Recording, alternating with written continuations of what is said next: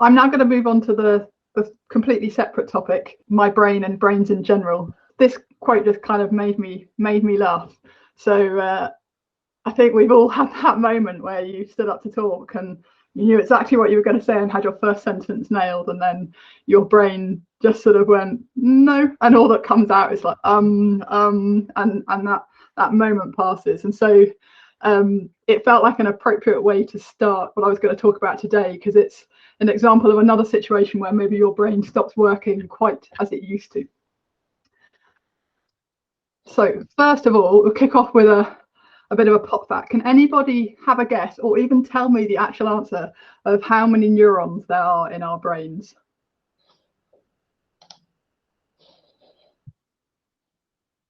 On Saturday morning.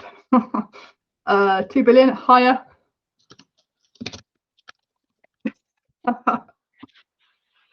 much higher. So it's 100. Well done, Sanders got it. It is in fact 100 billion approximately. I'm assuming that there's a bit of variation in that. So it's one of the things that you have the most of in your body. But when you just stop and think about that number, it's a very large number. And there's something called glia cells, which can be 20 to 50 times that number of neurons. So there's a lot going on in there, and a lot of information and how your brain works firing about in there across these neurons. So we've got one of the most complicated things in the world sitting on our head, and there are lots of super smart people that have spent huge amounts of time and money and dedicated their lives to understanding the brain. But there's something a bit weird, which is that actually most people, and I appreciate there are absolutely exceptions to this, despite that thing on our head controlling absolutely everything about who we are, what we do, what we say, breathing, keeping us alive, we actually don't know very much about it. And it's almost like it's so complicated, we sort of go, well, I'm just going to call it my head. I have a headache when my brain's hurting, and not worry about it. So when something happened to my brain, I put a little bit of effort into finding out a bit more, because there were all these words flying around and I literally had no idea what any of them meant. I could tell you a little bit about sort of lungs and hearts, but my brain, I was just like, oh, it's far too complicated to even try. So today I was just going to talk a little bit about what happened to me, just as a personal information for you all to know. Then I'm going to talk a little bit about brain hemorrhages and what they are, why they might happen, and what happens afterwards and what that means. And then lastly, but perhaps most importantly, I wanted to talk to you a little bit about some tips for working with people who have had some form of brain injury. So going beyond just a brain hemorrhage, any form of brain injury, because I think it's useful life skills and knowledge to have. And it might be relevant if you're ever unlucky enough to have to work with me. So first of all, I wonder whether anyone knows what this drink is. A B52. It's not a B52. They are much nicer. This is actually something, I'm not sure whether it's a UK specific thing. It's called a brain hemorrhage, and it's I think it's Bailey's dropped into peach schnapps, and as the Bailey's goes into the alcohol, it sort of solidifies, and it's absolutely vile.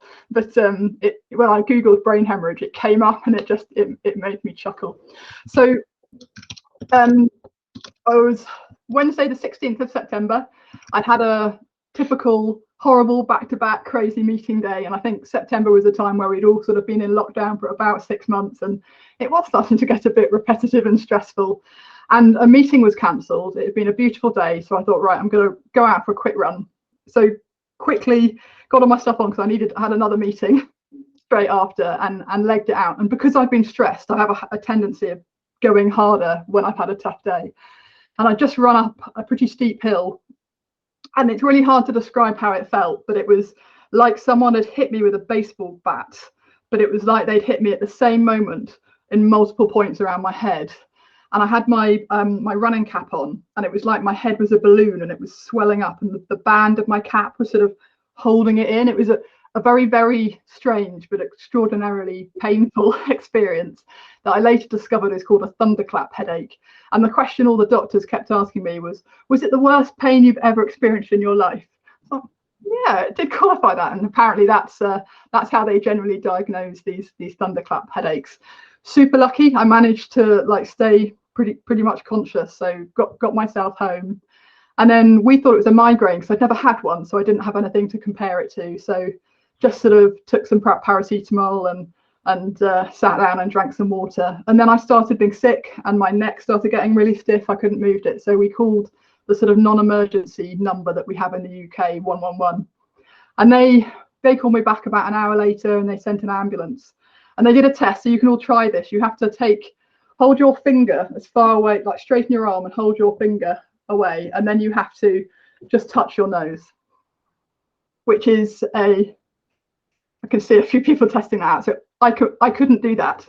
My finger was like missing my head by some way, which is it's not a good thing. So when that happened, they did some sort of reflex tests and took me into hospital. They said, don't worry, they'll let you out tonight. But instead, I had a CT scan, and then they told me at about 2 a.m.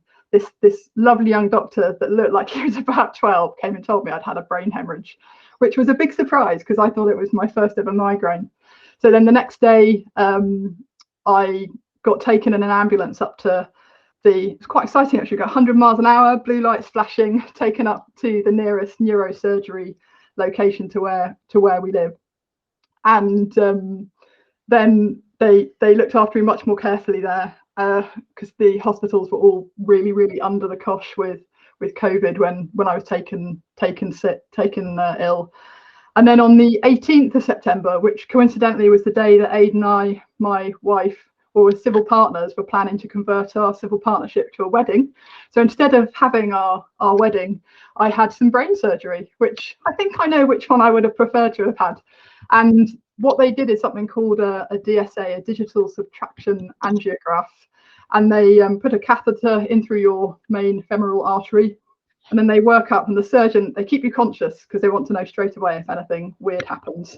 And the surgeon said, just going past your heart, as he sort of threaded this tube up, which was slightly unnerving. And then they insert this thing into basically 12 parts of your brain and inject a dye and take an X-ray. And this is what they get. So they get this really clear view of exactly where all the blood is and if there's anything looking dodgy. And so the dye is really weird because obviously you've got something going into your brain which is controlling all these different parts of your body, so you get all these strange sensations like it's metal and like your whole body swelling up, and then weird noises and heat. But they did this a few times, and there were 3 possible outcomes to this exercise. One of them was that it was an aneurysm, and it was an aneurysm where they'd need to do something called a craniotomy, where they take a chunk out of your skull and then go in and operate, which is the sort of I'm trying to think of a word that doesn't involve swearing, the nuclear option. Then there's the other option of an aneurysm. So it's about a 90% chance I'd had an aneurysm. That's what typically causes a brain hemorrhage, and that they could fix it there and then. So they can put a little metal coil in, or just like a little clip, like a bullring clip on it. And I'd signed consent for that because they thought that was the most likely thing that I would need. And then there was a small chance that I hadn't had an aneurysm, which then meant that it would be okay, we'll have to step away, look at the results more clearly and decide what to do. And that was definitely the best outcome. Aneurysms are not good. They often come back, and it required further significantly riskier surgery. And the good news was that I hadn't had an aneurysm. So I lay on the table while the neurosurgeon went and had a look, and then he came back and said, no, it's not an aneurysm. We'll talk to you later about what we found, which was a little bit ominous, but on the whole, very, very good news. So what is a subarachnoid hemorrhage? So a hemorrhagic stroke is bleeding in the brain, which, as I explained, is normally due to a burst aneurysm. And then the other side, the other type is an ischemic stroke, which is where the blood flow to your brain has been blocked. So a subarachnoid hemorrhage is a form of stroke, but it's a hemorrhagic stroke.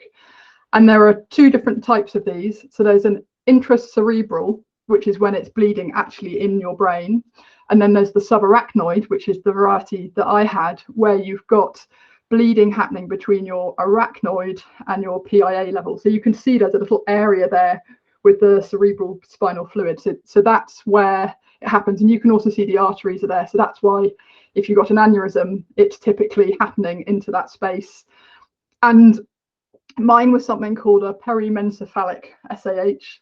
These are some of the words I've learned in the last few months, which means it was literally right in the middle of my brain. So it's actually at the base of my brain, in the middle of my head. So if you drew a line sort of through your eyes and then in your ears, it's sort of right in the middle. So it's a good thing that it wasn't an aneurysm they couldn't clip, because that would have been pretty full on surgery.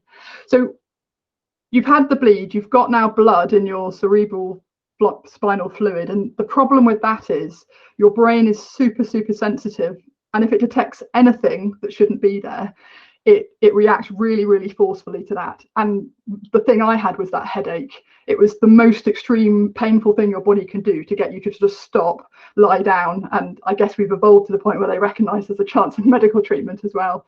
But another very common response is to just go straight into a coma. So your brain's just trying to massively go into self-defense mode. And then the other sort of potential issue when you've got blood in that space is that that irritation and that protection causes inflammation, which can then increase the chance of getting ischemia, and then you have a ischemic stroke, i.e. the other sort. So you've got this high chance of rapidly experiencing further complications, which again, I was very lucky that I didn't have any of those complications. So how bad is one of these? So in the UK, 60% of people that have what I had die within 2 weeks. So it's pretty serious. Of the 50%, so that 40% of people that don't die, 50% of those have severe brain damage and disability for the rest of their lives, and your life expectancy is rapidly shortened. Again, incredibly lucky I didn't have that either. So of all of those that do survive, you have lasting effects, but you're actually allowed to return to some sort of normal life. And in my case, that's being here today, talking to you in Google and the other things that happen in my life. So they are extraordinarily serious, and I'm very lucky that I got off so lightly. But there are still some lasting effects, which I'll come to later. So I thought you might like to know, having scared you about what they are, what might cause an SAH. So the first thing is a traumatic injury. So for example, banging your head, falling off a horse, that sort of thing. And then what happens is your artery or your vein literally just breaks slightly, and that releases blood. That's not that common. It tends to be more in your central brain rather than in the SAH, but sorry, in the intracerebral space. But that is one cause. The second cause is these ruptured aneurysms, which I've talked about a little bit. So that's when you've got your artery and a bubble sort of forms on it for various reasons, and then that's obviously like a balloon. It's stretching, and then at some point it goes pop. And that's the most common. But just to give you a sense of how often that happens, it's about, in the UK, 1 in 12,500 people a year, so 0.008%. So they're really rare. So don't need to worry, it's not going to happen to any of you. And then the last cause is, or main cause, is abnormalities in your veins and arteries. So your artery and your veins may start to slightly fuse together, which is called a fistula, or they sort of grow in a unhealthy way, and you get what's called a malformation. And the suspicion for me was that it was caused by this fistula. So you get this pressure differential between a vein and an artery, and they're too close together, that causes bad things to happen. So that was the operation I had last Wednesday to see what was going on. And the good news is I don't have a fistula. So I was just really unlucky and to have a random SAH, but no more surgery required, which is super good news. Yeah, exactly. Thank you. So I just wanted to mention that I was running when I had the SAH, and I don't want anyone to go away from this session thinking running is dangerous. It isn't. It was something there that was always going to go. It was just a bit of a time bomb ticking. And in fact, one of the things that every single medical professional I spoke to was at great pains to point out is keep running, because being fit and healthy massively improves the outcomes, the chance of it happening, and the outcomes if it does happen. So the reason I'm not any of those slightly more scary statistics is very likely to be that I have healthy blood pressure, I'm not overweight, and I do try and exercise regularly and keep myself in decent shape. I don't drink excessively very often, and I don't smoke. So those sort of things were saved my life. So the normal messages that our health services tell us, they're onto something with them. And while I'm on that topic, I was just going to mention some of the tips to have a healthy brain. So eating well, eat loads of vegetables, try not to smoke and drink in moderation, drink loads and loads of water, exercise, get enough sleep, watch out for your stress levels. So my stress might have been a contributing factor because I was running at life pretty hard. Interestingly, nurture social connections. So they said that's a really important part of your brain health, is talking to different people and having social connections. And then lastly, do things that exercise your brain. So puzzles, games, travel one day, listening to music, whatever things just are stimulation. So what's the impact of and I'm going to just broaden out here to brain injuries generally rather than just SAH, because actually any brain injury broadly has the same kind of impact. So your brain controls everything, so everything can be impacted, and that can be temporary. So for example, some of you probably heard of concussion. You get a bit of bang on the head, you have a headache, it can be very serious, but it passes and your brain heals itself completely. But the more severe the brain injury, the more pronounced and long-term the effects are likely to be. And they're put into three main categories. So physical, which is how your body works. So balance, moving, walking, running, coordination. Cognitive, so how we think, how we learn, and how we remember. And emotional and behavioural, so how we feel and act. So I've put some examples of all the sort of the main physical things. Or I should have done this as I was talking. I've forgotten I've done that.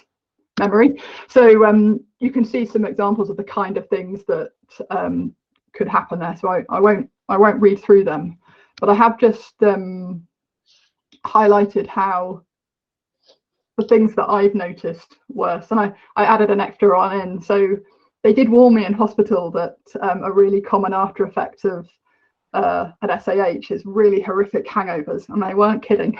So that's one of the extra physical effects that I've had. But the main thing has been physical fatigue, and that's caused by my brain working too hard. And then to slow you down, your brain gives you neurological, it's called neurofatigue, this sort of extreme debilitating tiredness where just everything feels like a huge amount of effort. And it passes quite quickly, but it's a sort of 24-hour at least thing normally. The main thing really was cognitive.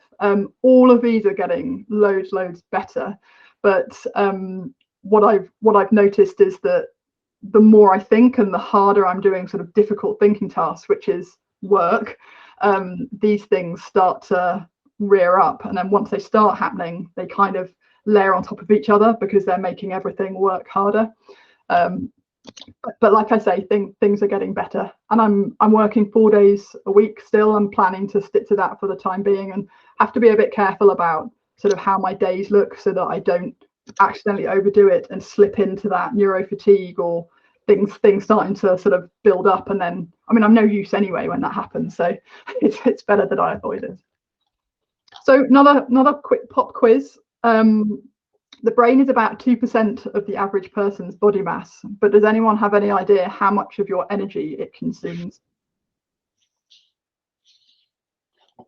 Oh, close. It's actually a little bit less than that. So it's 20%. You're also specific and precise. So it's 20%, and I think that's just a really important thing to. Very much so. Yes, it's probably lower for me.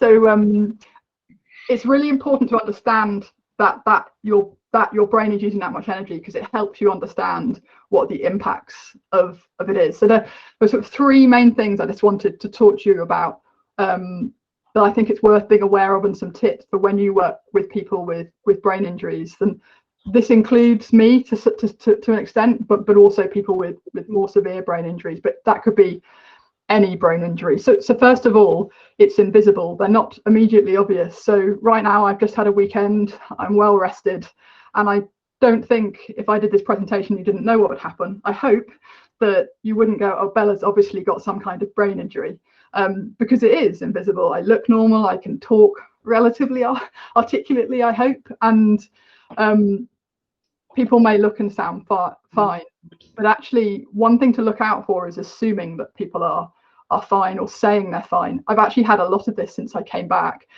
People going, oh, it's great, you're back to normal, you're totally fine. And my reaction when someone says that is to feel super anxious, because I'm aware that I'm not, and it creates a sense of pressure that I have to, oh, you're back where you were. And I mentioned already, I used to kind of go at things pretty hard. I've always been someone that's sort of struggled with a work-life balance, and there's a sort of anxiety, or they're expecting me just to carry on, and I'm going to have to say no and speak up, and that can be a little worrying. But also there's a muscle memory that you're trying to overcome. So my default is, if it's tricky or I've got a lot of work on, I just work harder to get it done. That's just not possible for me anymore. So that's another thing that has to be tricky. But it is worth just mentioning there that recoveries are very different for different people, but just something to be conscious of, that they're invisible. So the second thing is around fatigue. So I mentioned this 20% number. When your brain's injured, just like any injury, everything takes more effort. So the chance of my brain getting to the point where it's too tired to operate properly is much higher, because it's still having to work harder all the time, and 20% of your energy is a lot. This is a universal symptom of anyone that has a brain injury. They all suffer with neurofatigue on some level, and it's kind of hard to describe, and it is unique to people. For me, everything feels like I'm going slower than everyone else, and thinking about anything takes a huge effort, and it's just super hard. Your brain just goes, I can't be bothered, and it's like this huge effort to get it to engage and to remember and to concentrate. So what could you do to help with someone who was struggling with that? Meetings, try to stick to time slots. Avoid do not disturb times if people have put them in their calendar, and avoid complex stuff late in the day or late in the week, where people are more likely to be tired and their brain's been working all day. Breaks, respect breaks. If you're leading a meeting, think about how you can put in regular breaks, and plan ahead to avoid unachievable panics and big deadlines that might lead to a situation where someone needs to do something heroic that actually they're not capable of doing. And then lastly, the sort of concentration, memory processing bit. I mentioned everything takes more effort. It's all amplified by fatigue. Things that, there's actually all sorts of things that sort of click into this, and they all sort of interplay with fatigue as well. But some of the things to watch out for, like noise and background distractions. So it's been a while, but you know, those calls where someone's at an airport or a busy place, that just is, your brain's just, it's really distracting, and to have to filter out that noise. Similarly, maybe if we're in a meeting in an open place or a bar, again, that's cognitively a harder environment to stay focused in. Try to stick to one task at a time rather than jumping around. Give people time to process new information. If there's a huge amount of information, maybe break it down or write it down, and keeping things in smaller lumps that are easier to take on and digest and process. And one thing that struck me when I was doing this is that all of these things are actually good practices anyway. You know, giving people breaks, trying to break down things so they're not too complicated, and trying to avoid loads of background noise, because we're all impacted by those things. It's just more obvious to someone that's got a brain injury. So good practice for us all, especially in these COVID times. I was just going to really quickly touch on neurodiversity. So a brain injury is not a neurodiverse condition, and that's things like Asperger's and dyslexia. But just because I'm talking about brain stuff, I thought I would just mention that this paradigm shift that's happening, including in Google, which is rather than thinking about people that are neuroatypical as having a disability, we're starting to reframe that as a superpower. So what actually happens with neuroatypical people is that the average population has roughly equal memory, processing and visual skills. Someone that's neuroatypical will likely be much stronger in some and weaker in other. And what we've historically looked at is the bit they're weaker at. What we're now trying to do is focus on the ones where actually they're better. So reframing that disability and focusing on their superpower. And the business world is waking up to how valuable that could be to us, because there are all these stats and research that's starting to come out. So one I found is that entrepreneurs in the US are 3 times more likely to be dyslexic.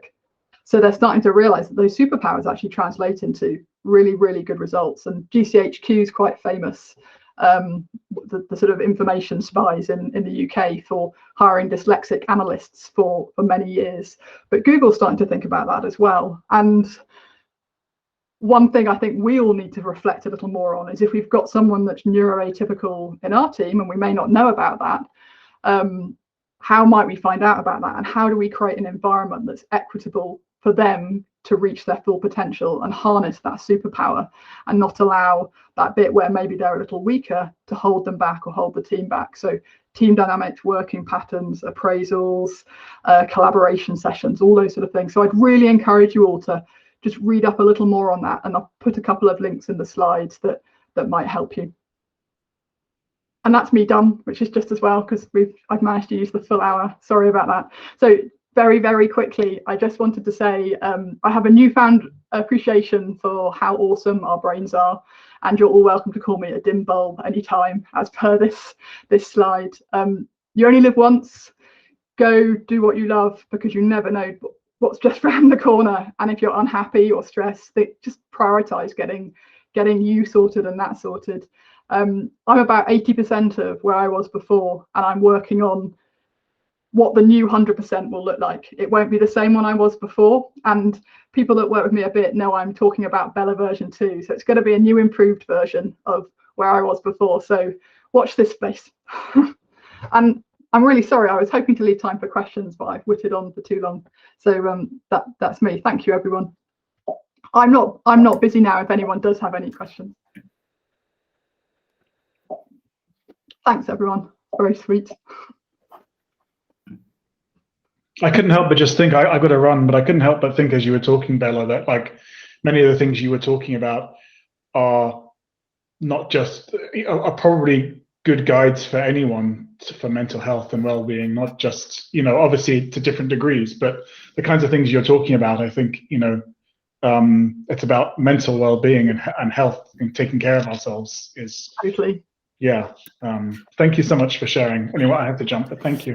Maybe a quick question on my side, a practical one. You mentioned, Bella, that you are working 4 days a week. Is there a fixed day in the week, like Friday or another one that you're not working on, so that we know and we don't...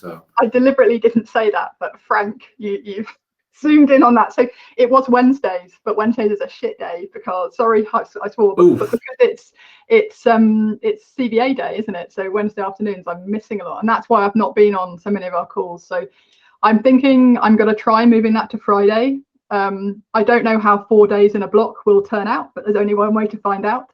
So I'm probably going to move that to a Friday, and we have less meetings anyway. So that we'll see how it works out, but I'll keep you posted. Thanks. And Bella, did you talk to Sally about it, if we can move the Wednesday meeting to Sally offered, because I think the Wednesday, I always hoped the Wednesday would be a temporary thing, and as I got stronger I would be able to do move it to a Friday, because that is a better day. So I said to Sally, don't move the whole team around or something, let's try just moving me first. But yeah, thank you. But she's offered, but I prefer not to ask everyone to change their schedule just for me if there's another way. So we'll see. Yeah. We would. Thank you.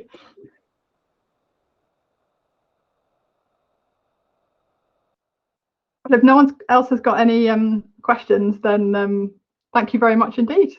And thank you, Bella. Thanks a lot for sharing. Thanks so much. Thank you. Take care. Bye, everyone. Bye. See you soon.